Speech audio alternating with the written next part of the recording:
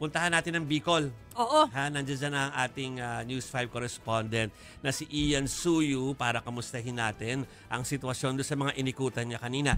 Ian, ano ang iyong mga na-observe sa inyong paglilibot ng inyong team?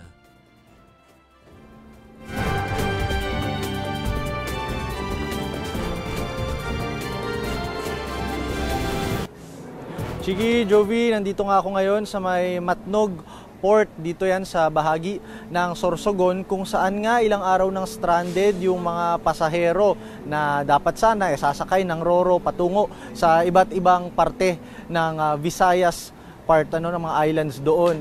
May mga nakausap nga tayo kanina, yung ilan sa kanila Martes pa lang nandito na, pero pagdating daw nila dito, sakay sila ng mga bus galing sa Maynila, galing sa Bulacan.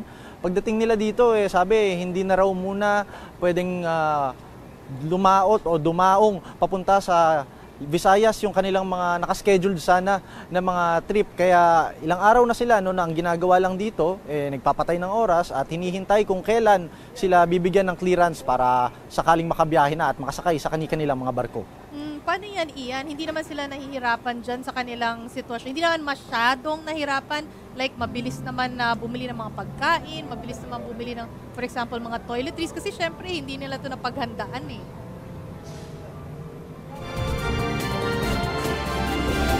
Alam mo, Chiki, sobrang nahihirapan nga sila. Yun nga daw yung sitwasyon na parang ayaw na daw sana nilang ma-experience ngayon. Dahil gusto na lang din naman nilang umuwi, ganito pa ang naging sitwasyon dito sa lugar. Pinakamahirap daw na parte dito yung pagpunta sa banyo, kaya pagligo, dahil limitado lamang yung mga CR na available dito. Wala rin naman yung mga free na pwede nilang gamitin. Kaya yung iba sa kanila nagbabayad. Pati nga raw pagpapahinga, medyo pinoproblema din nila dahil kunwari air-conditioned yung bus mo, yung iba hindi mo na binubuksan yung aircon ng bus dahil kailangan magtipid ng makina. Kaya minsan nakukuluban na daw sila doon at may term nga na ginagamit yung iba, kalalakihan, sabi side A, side B na daw yung diskarte nila rito. Oo, yung sa underwear, no? Side A, side B, baliktarin na lang. Oo. Meron namang mga tulong, nag-aabot ng tulong dyan sa mga na-stranded?